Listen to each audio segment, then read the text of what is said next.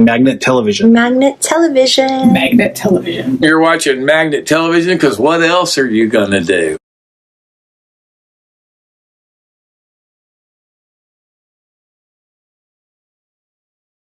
Hi, I'm Jez Williams from Doves. I'm here to answer some questions for Magnet TV. What is your favourite song? Full stop.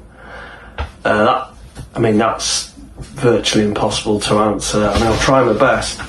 Or perhaps I'll give you three that had the most sort of meaning currently at the moment. I mean, this changes all the time, so it's one of those questions that it's kind of hard to answer. But at the moment, I'll tell you what's been is dug into my head and won't leave my head is a Jefferson Airplane song called Today.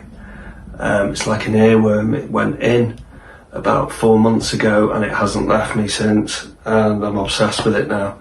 It has some kind of like voodoo quality to it. It's an absolutely beautiful song. So yeah, it's one of my favourite songs at the moment. Perhaps looking back in my club days in Manchester, I think a profound track that affected me sort of sonically in the way it's constructed. It's a track called Sueno Latino.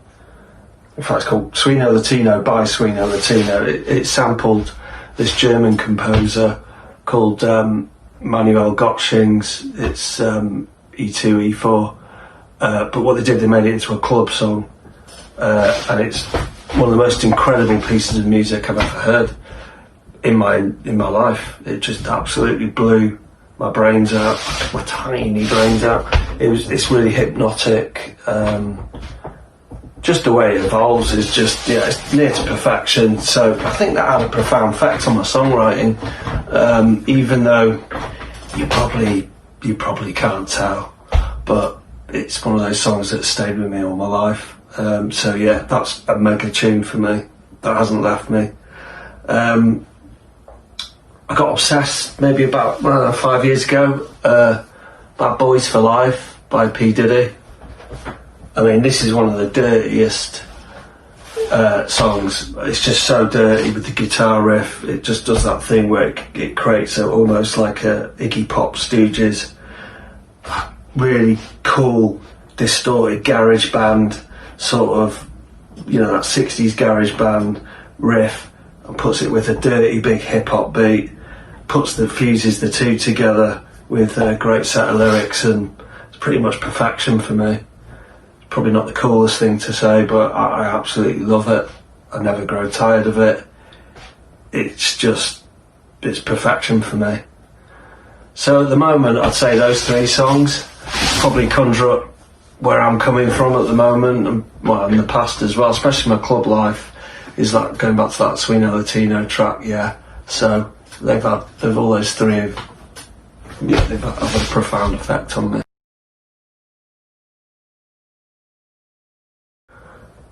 Again, there's quite a few looking at my past. There's so many. Let's say, put it this way, on the fringes you had Public Enemy, then it was the Jimi Hendrix. I got into Hendrix. Obviously it was all PE was of my time, but obviously Hendrix was before my time. But my brother Andy sort of pulled me into the Hendrix.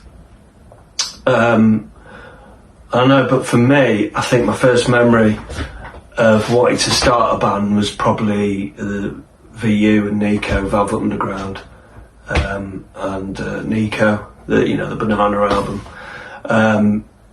It just sounded so exotic, and the more you sort of found out the history of it, and they all, it's kind of romantic really. Yeah, they all lived it, they all went to the factory, and it was a kind of New York scene, and it kind of built this sort of amazing picture of sort of art and music, and just hanging out with eccentrics and hedonistic kind of sort of way of life, which really appealed to me as a kid. And then I got to hear the music, and the music was incredible. So it's backed up with obviously Lou Reed's genius and the band's genius, of course, and just everything. It was just seemed like a complete package, and that's what made me want to start a band. I think I really want to start a band now. I mean, it was the first. I think it was the first album that just sounded cool, unpretentious, but yet expansive, trippy. It had everything going on, everything. And then you found out Warhol and the Factory. It just kind of oozed cool to me. So I gravitated towards that. Another album that had a profound effect on me was the Smiths, Meat is Murder. Just think some of the songs off those I mean, that album is a perfect album anyway, but yeah, it was pretty much the perfect album. The album that I think everyone around me strived to sort of make, would love to make. So yeah, that had a profound effect on me. Meat is Murder, an absolute classic album, and something that will always be with me. Yeah, so I kind of I picked those two just because I think when I was younger they had a profound effect on me. So yeah. I mean, that's an easy one for me. It's Beastie Boys at the Academy in '95.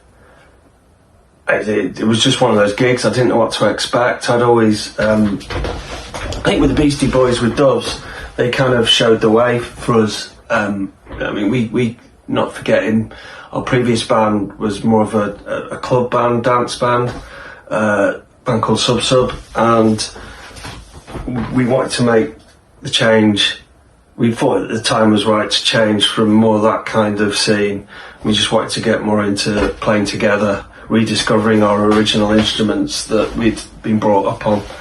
We felt the time was right, and something like that sort of ran in tandem with we thought the Beastie Boys. You know, they'd gone from this sort of, I wouldn't say yacht rock, but it was that kind of sort of douchebaggy, beer drinking sort of, you know, what do they call it, frat sort of antics, into more of a sort of experimental, more of a band kind of environment that spoke to us, and we were kind of doing it in the same time. So we kind of ran parallels, really, for us anyway. And actually, fact that their label wanted to sign Lost Souls, actually. So that was even a bigger surprise for us. Just the tandem of it.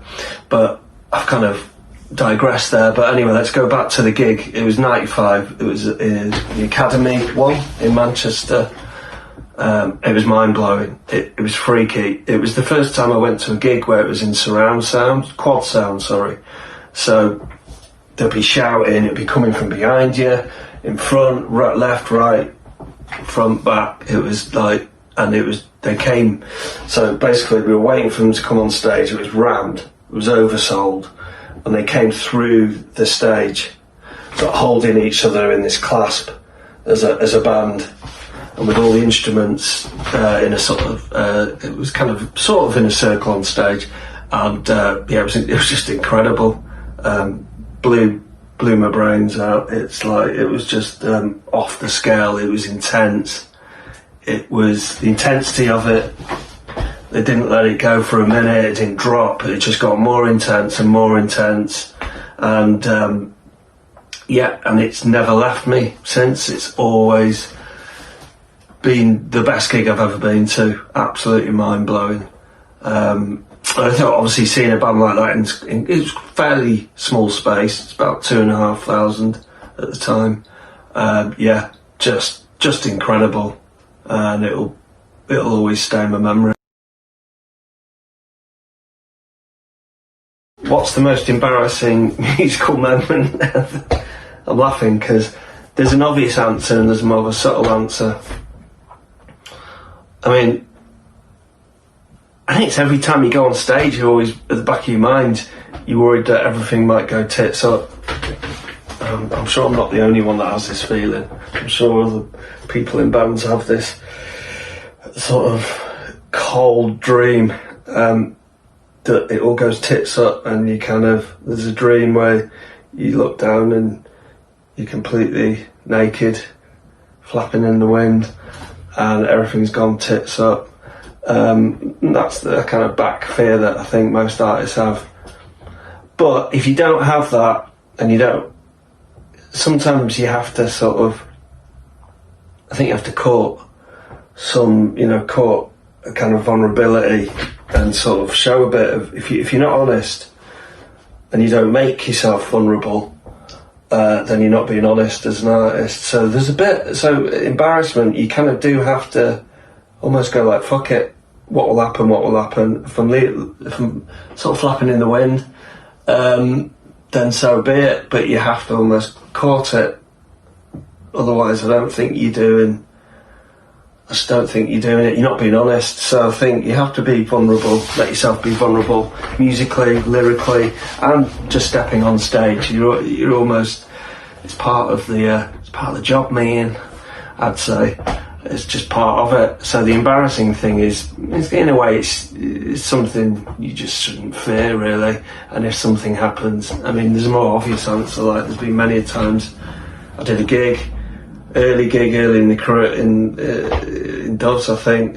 We did a gig and I walked straight into a strobe light in front of everyone, and believe it or not, everyone cheered. I had to go to hospital and have stitches in my head. It was Christmas Eve, actually. So that was a weird one. And I'll never forget the cheering, like they almost wanted it. It was like some kind of medieval lynching or something. I smacked my head and everyone went, "Way!" Still don't understand that today. But it is what it is. I've slipped numerous times on stage, right onto my arse, Spinal Tap style. It's quite funny, really. So there's those kind of embarrassing sort of moments. Physical, I suppose it's called physical comedy, really, isn't it? But yeah, so it's a sort of two-pronged answer, that one. I hope that's okay. Hey, this is Jez from Doves, and you're watching Magnet TV. Yeah, sorry, that was cheesy. Yeah, you're watching Magnet TV, and thanks for listening. Thanks for your time, and stay safe.